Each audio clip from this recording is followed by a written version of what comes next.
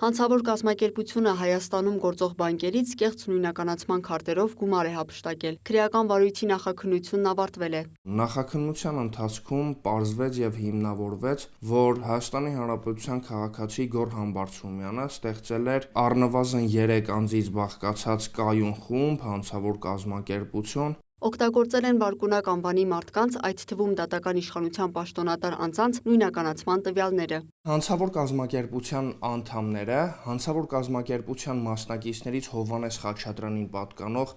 առևտրային կազմակերպության անունից տուժող անձանց կեղծ նույնականացման քարտերն օգտագործելով, այսինքն նրանց տվյալներով կեղծ նույնականացման քարտեր պատրաստելու միջոցով, բանկեր մուտք են անում ապառիկ վարկեր ձևակերպելու համար նախատեսված հայտեր։ Երկու առևտրային բանկերը հաստատել են վարկերն ու փոխանցել այդ կազմակերպության հաշվեհամարին։ Հաշվեհամարից գումարները փոխանցում են կրիպտոարժույթի առուվաճառքով զբաղվող Վահե Մանուկյանի ուրեմն քարտային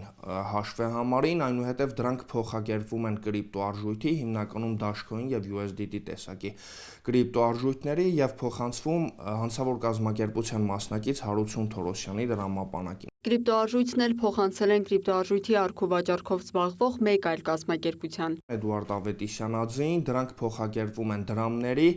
եւ ուրեմն տեղաբաշխվում են հանցավոր կազմակերպությունը ստեղծած եւ ղեկավարած Գոռ Համբարձումյանի կողմից օգտագործվող բանկային քարտին,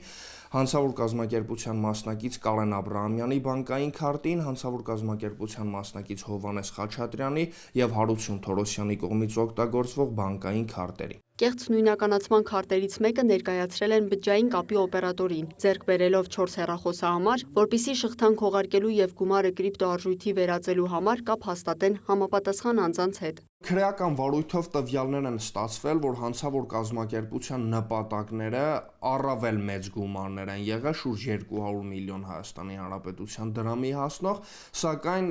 ուրեմն վարույթով նախաքննության դինամիկ կազմակերպման, կատարված բազմածավալ քննչական եւ ապացուցողական գործողությունների արդյունքում գումարի թիվը շատ ավելի քիչ է, շուրջ 12 միլիոն դրամ գումարի վնաս է պատճառվել բանկերին։ 6 մեղադրյալի նկատմամբ հարուցվել է հանրային քրեական հետապնդում, որպես խափանման միջոցներ կիրառվել են կալանքը, տնային կալանքը բացակայելու արգելքն ու գրավը։ Տնային կալանքով Մելսիկ Սահակյանն է, որը այլ դրվագով է համատեղվում սույն քրեական վարույթի հետ, հանցավոր կազմակերպության մասնակիցներից Հովհաննես Քեշիշյանի հետ այլ դրվագներ ունեն նրանք։ Գոռ Համբարձումյանը, որ Մասիսի նախկին համայնքապետ Դավիթ Համբարձումյանի եղբայրն է, մեղադրանքը չի ընդունում, նշում է փաստաբան Արման Կարապետյանը եւ հավելում, որ նրա դեմ կեղծ ցուցմունք են տվել։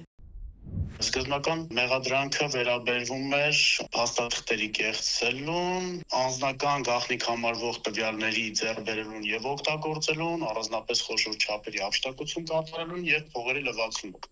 Ինչ պարզվեց այդ խափան միջոցի քննարկման ժամանակ։ Պարզվեց, որ առնվազն այդ 4 հանցագործության դեպքերից 3-ի վերաբերյալ ընդհանրապես որևիցե տվյալ քրեական վարույթում չկա, ոչ մի, չկա գեթ 1 վկա մեղադրյալ, որը մատնանշեր որևիցե գործողություն, որով Գոռ Համբարձումյանը նման հանցագործություն կատարելու նույնիսկ հիմնավոր կասկածներ, որ կարող է կատարած լինի։ Սակայն ըստ փաստաբանի Գոռ Համբարձումյանը չի հերքել, որ իրեն գումար են փոխանցել։ Ինչ վերաբերվում է փողերի լվացման, այստեղ առանձնապես խոշոր չափերի փողերի լվացման մեղադրանք էր ներկայացվել, սակայն ընդհանրապես փաստվեց, որ ինչ որ մեկը գումար է փոխանցել Գոռ Համբարձումյանին։ Եվ դա Գոռ Համբարձումյանը բնականա չի երգում, պարկ գումար է եւ այդ գումարը իրեն տված պարքի դիմաց փոխանցվել է, թե ինչ եղանակով են փոխանցել, բնականաբար ստացողը չի կարող իմանալ։ Քրեական վարույթի նյութերը փետրվարի 23-ին մեղադրական եզրակացությամբ ուղարկվել են հսկող դատախազին, այն հաստատելու եւ դատարան ուղարկելու միջնորդությամբ։ Լիանա Խաչատուրյան, Դավիթ Մաչկալյան, լուրեր։